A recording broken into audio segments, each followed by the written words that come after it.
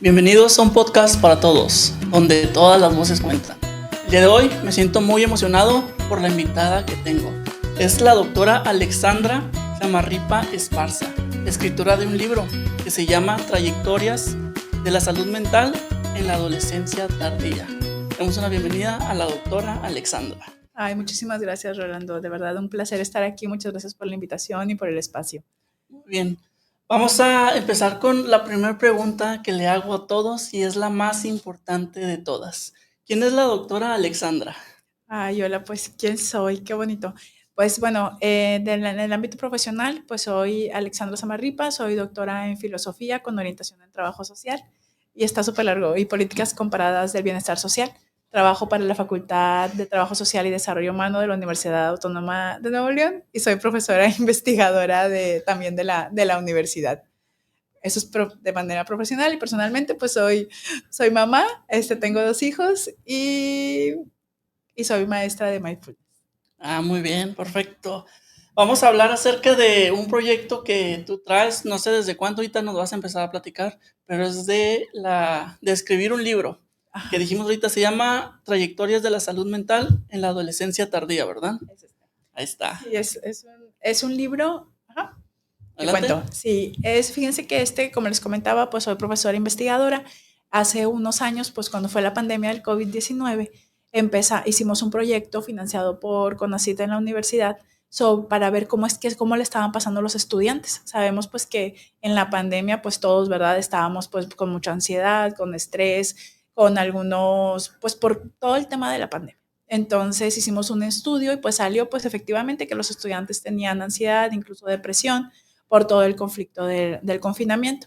Sin embargo, cuando regresamos a la nueva normalidad, yo veía a mis estudiantes pues igual, estresados, con miedo a relacionarse, no querían asistir a la escuela, y yo pensaba, realmente todo esto es consecuencia del COVID. Entonces, bueno, pues hubo un financiamiento, hicimos otra investigación que fue de corte cualitativo, en donde hablamos con estudiantes, pues la intención era conocer si realmente lo que ellos estaban viviendo era producto de la pandemia o desde antes lo habían estado padeciendo. Muy bien, porque se habla mucho de eso, de que en la pandemia fue lo que rompió todo. Sí. En cuestión de esto que es las emociones y también autolesiones, que vamos a hablar un poquito, ¿verdad? Un poquito, sí. Uh-huh. Bueno, mucho. Vamos a hablar mucho de eso, sí. Muy bien. Cuéntanos, ¿qué te inspiró más que nada a hacer este libro? Bueno, pues como les comentaba, ¿no? Regresamos y yo veo a mis estudiantes y empezamos con la investigación. Y me acuerdo que yo decía, nada más quería saber si había sido durante la pandemia o antes de la pandemia, en la secundaria, en la etapa de la adolescencia. Y de verdad que mi sorpresa fue que cuando ellos llegan empezamos con las entrevistas y yo les pregunto, ¿cuándo fue la primera vez que tú sentiste que tus emociones estaban siendo diferentes? Ni buenas ni malas, diferentes. Y sorpresa, me empiezan a decir que cuando estaban niños, que en la infancia, que cuando tenían 4 o 5 años. Y a mí eso me movió. Yo decía, ¿cómo? O sea, ¿cómo un niño puede sentir esas emociones y hasta su etapa de la adolescencia vivirlas, ¿no? Y así empezamos con toda la investigación, y pues entrevista tras entrevista pues eran historias similares, historias de soledad, de mucha tristeza, de miedo, de abandono, y que los llevaron pues a después a vivir todo el tema de las conductas de riesgo y las autolesiones. Entonces ellos me inspiraron, son mi motivo hasta el día de hoy, estos niños y adolescentes.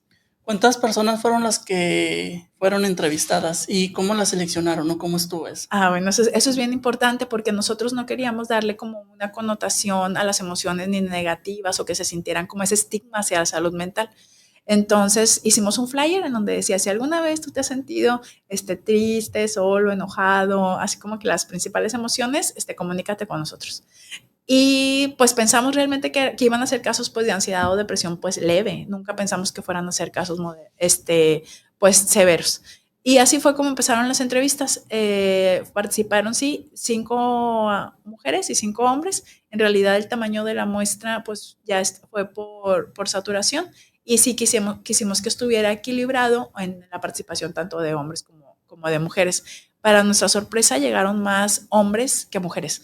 O sea, había más hombres los que llegaban a hablar de todo lo que estaban viviendo. ¿Y cómo fue esto del estudio? Porque sí hicieron el estudio, pero ¿cómo te inspiraste o qué fue lo que hizo que tomaras una decisión de escribirlo en un libro? ¿O ya estaba planeado desde antes? No, en un principio, eso es bien importante, yo decía, ¿cómo puedo llegar a los papás? O sea, ¿cómo la gente me puede escuchar? O sea, ¿cómo podemos hacer? Nosotros en la academia pues hacemos libros académicos con términos como más profesionales y yo decía, quiero hacer un libro en donde pueda contar las historias de estos niños, o sea, toda esa transición, pero que los papás los puedan leer y se puedan interesar y puedan estar como atentos. Yo sentía que era como un puente para poder llegar a esos papás. Aquí lo importante es que después del libro yo dije, tengo que hacer algo con los niños y bueno, ya después hablaremos, ¿no? De todas esas, la regulación emocional tan importante en la infancia. Dijiste que hiciste como ¿cómo dijimos que era la palabra? Ajá. Una invitación a todas las personas, pero la tuya está enfocada en los niños. ¿Dónde le hiciste eran muchos niños o cómo llegaron? Ajá. Bueno, eran adolescentes. La idea era platicar con los adolescentes, sí tenían que ser de adolescencia tardía, mayores de edad, por el tema del consentimiento informado, que no hubiera como problemas por su edad, pero fue en retrospectiva. Ellos nos hablaban de su trayectoria de vida hacia lo que ellos vivieron antes. O sea, si con niños no trabajamos, con adolescentes, y fue una trayectoria. Fue cuando empezaron a ver, todo empezó con los niños, ¿verdad? Ajá, de su infancia. Muy bien.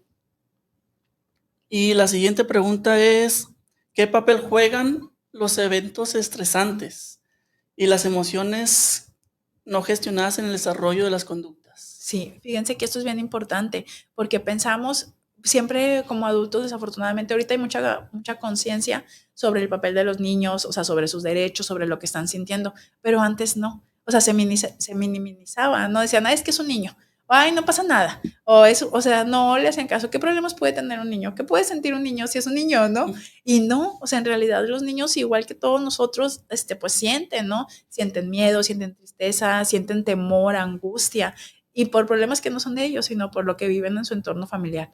Entonces, esos eventos estresantes que a lo mejor nosotros le decimos, pues no te estreses, pero para ellos les preocupa que sus papás se enojen, a lo mejor que su hermano esté enojado, que alguna separación, algún fallecimiento de algún ser querido, todo eso para ellos es estresante y si no, esas emociones que ellos están sintiendo, si son minimizadas o no son canalizadas de manera correcta, pues se quedan en el interior y después, si no las gestionan o no aprenden a gestionarlas, pues en la adolescencia salen.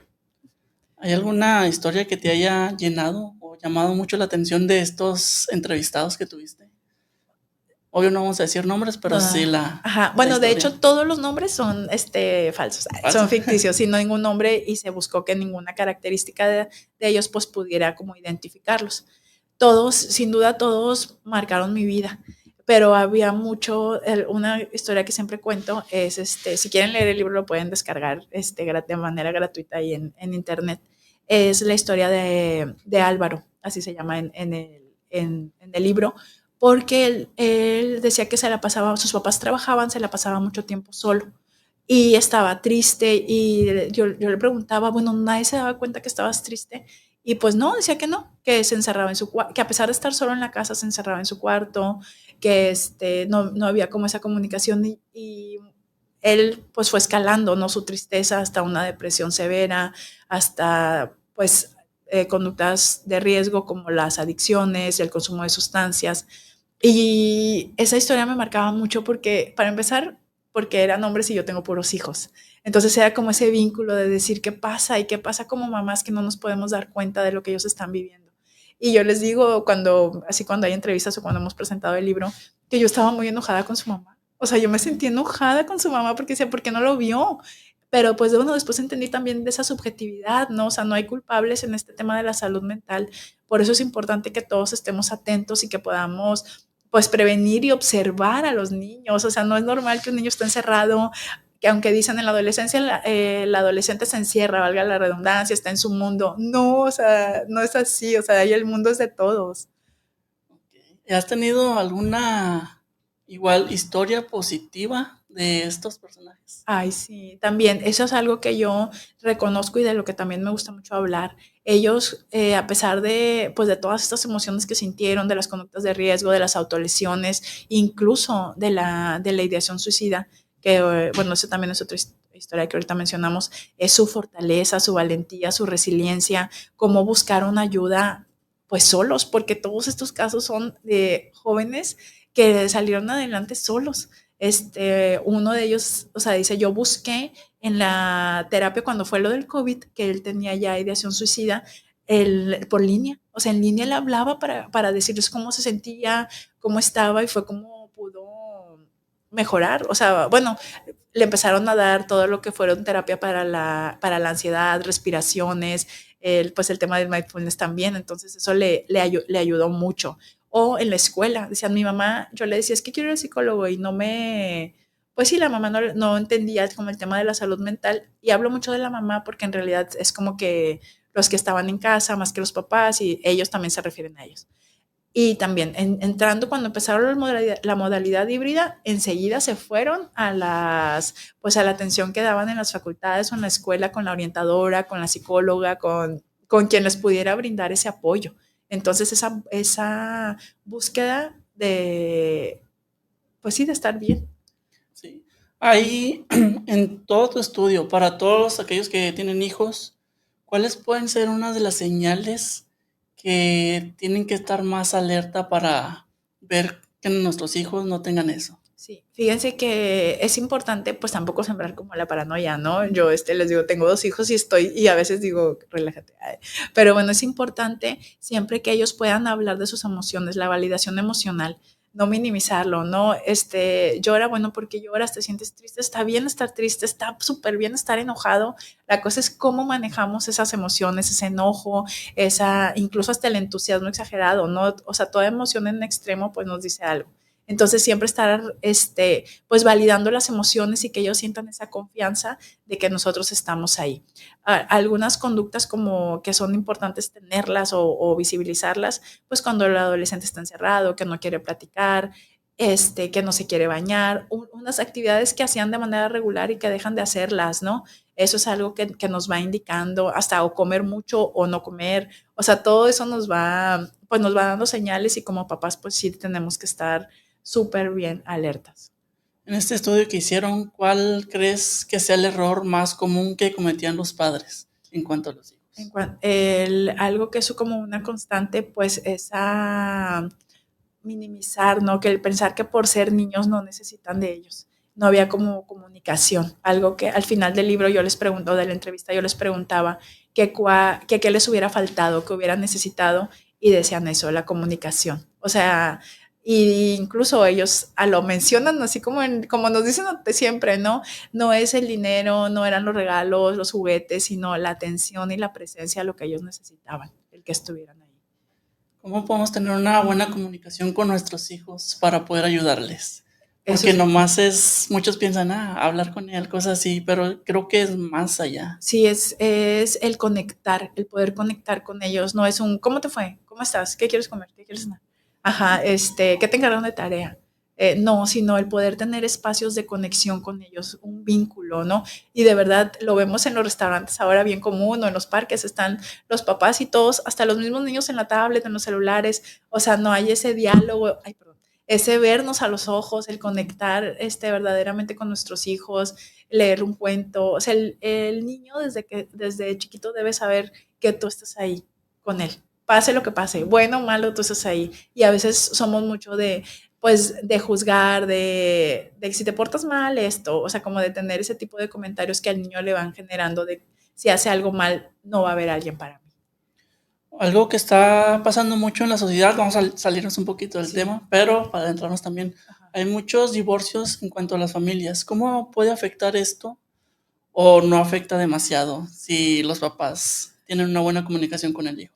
Mientras los papás tengan una buena comunicación, pues el niño sabe qué está pasando, ¿no? A veces es que, obviamente no les vas a decir, nos separamos por tal o cual cosa, ¿no? O sea, obviamente tiene que haber, pues explicarles hasta donde el niño puede saber, ¿no? Pero lo que pasa, y de hecho hay casos en el libro, en donde los papás se separan y empiezan uno a hablar del otro, que no lo veas y que si lo ves es porque lo quieres más, o cuando se da la relación de que el papá pues, o la mamá ya tiene una nueva pareja y empiezan a comparar a la pareja con la mamá, o cuando la pareja tiene hijos y empiezan a compararse entre los hijos. Esas son las cosas que lastiman a los niños. Pero mientras el niño sepa que independientemente de dónde esté su papá o su mamá, siempre va a contar con ellos pues lo ven de manera distinta a que se separaron y ahora mi papá ya ni siquiera se habla con mi mamá y aparte me dice cosas de mi mamá. O sea, todo eso es lo que genera el conflicto. Ahorita los niños también han visto pues la diversidad en las familias, ¿no? Hay niños que viven con sus abuelas o con su mamá o con su papá o con su familia pues no tradicional y está bien. La cosa es que tengan esa comunicación con ellos. Ya estuvimos hablando un poco acerca de la familia, pero ¿cómo afecta también la sociedad y la misma escuela a estas situaciones de los adolescentes? Fíjate que eso también es importante porque ahorita se habla mucho del tema de la salud mental, de que es importante, de las emociones, de atendernos, de que a veces podemos estar bien y a veces estar mal y está bien, ¿no? Pues no siempre podemos que estar con todo el optimismo a flor de piel. Sin embargo, todavía hay mucha gente que no cree en la salud mental. O sea, que todavía hay un estigma, que piensan que están chiflados, que nada más quieren llamar la atención, y una serie de adjetivos, ¿no? Que les dan a las personas que hacen pues, que los niños no se atrevan a hablarlo o expresarlo. Entonces, si están en una escuela en donde hay una apertura a la atención a la salud mental, pues el niño se puede sentir seguro. Pero si no, o incluso hasta los maestros, ¿no? Hay maestros que todavía son muy tradicionales y que hacen ciertos comentarios que les afectan a los niños. Entonces sí, definitivamente la escuela influye, la sociedad influye, dependiendo del entorno donde el niño se mueva, lo que vea, pues también. Ahorita vemos en las películas y hay mucha información sobre la salud mental, ¿no? Hasta dicen, no está bien estar mal, o sea, no pasa nada, pero también sí incide, ¿no? En el círculo donde la persona se esté moviendo. Se dice mucho de ir al psicólogo, pero hay muchas personas que económicamente no lo pueden hacer. Uh-huh. ¿Qué otros recursos tenemos o tienen los padres para los hijos o independientemente los adolescentes si quieren sentirse mejor en un momento que no le estén pasando tan bien? Claro, fíjense que, bueno, ahorita que yo con el tema del libro y todo, pues trabajo muy de cerca con el gobierno de Monterrey. Ya voy a meter el gol. Sí, dale. Bueno, pero en realidad en todo el estado, en el centro de salud hay atención psicológica gratuita. Entonces, bueno, pueden acudir y bueno, es sin costo. Ya nada más pues tendrán que adaptarse a los horarios. Pero también hay atención en línea, sobre todo para la gente que ya tiene como más ideación suicida y todo, donde hay números de emergencia donde te pueden atender. Hay muchas asociaciones en donde se habla de la prevención del suicidio, de las conductas de riesgo, incluso la bulimia, anorexia, trastornos alimenticios, en donde donde se puede brindar atención de manera gratuita. Pero también en las redes sociales, o sea, hay muchísima información, incluso los podcasts, ¿no?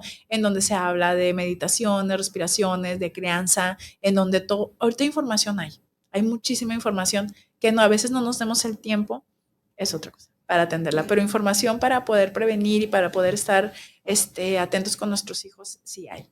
¿Y cómo podemos distinguir la información buena a la información no tan buena? Bueno, eso es importante.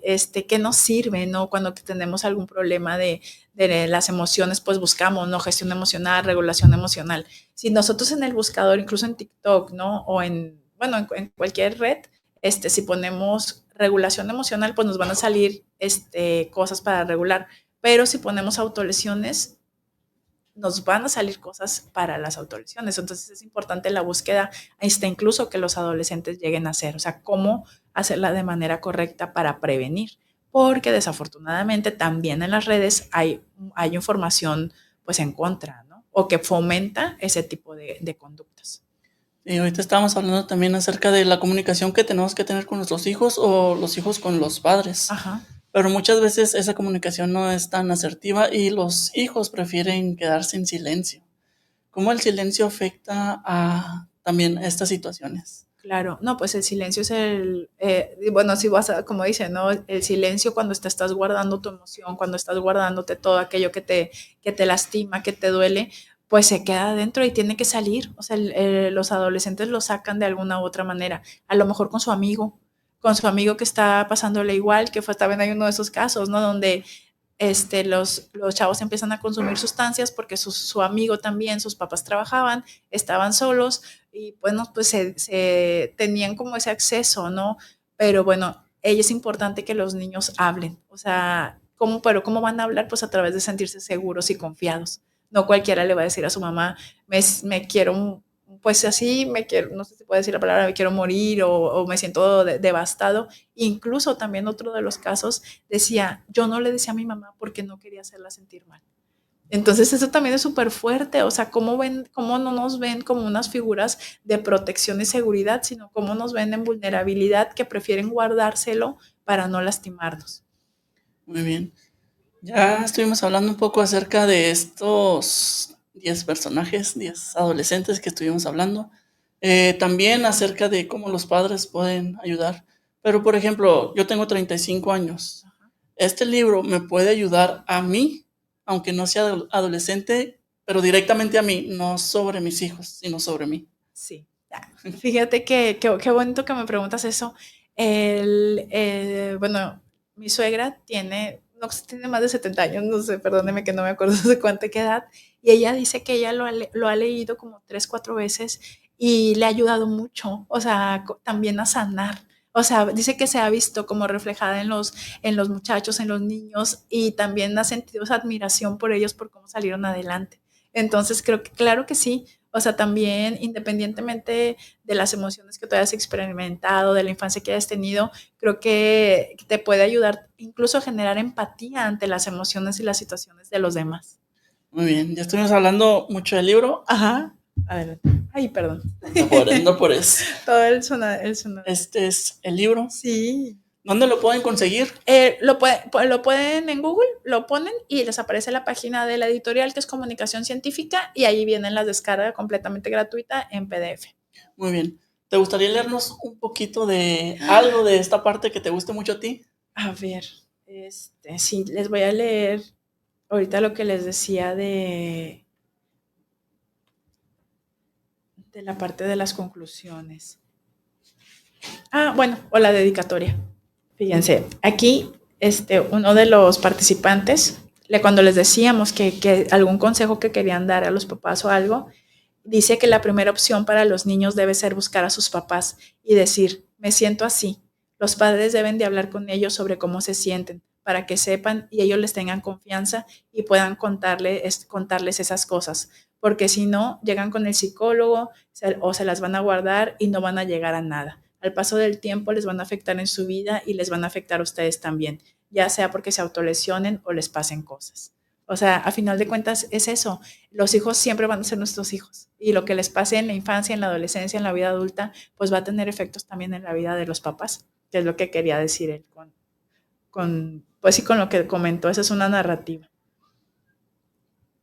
También hablan de las escuelas, de la importancia de las escuelas, de proveer a los hijos, pero no solamente de lo económico, sino también de la parte emocional.